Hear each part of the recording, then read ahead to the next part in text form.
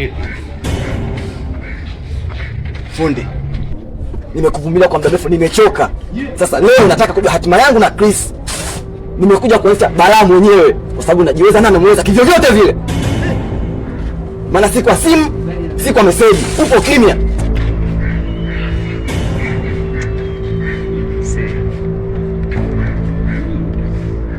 Kuna pressure. Mwanaume utakikuwa na pressure sana hivyo.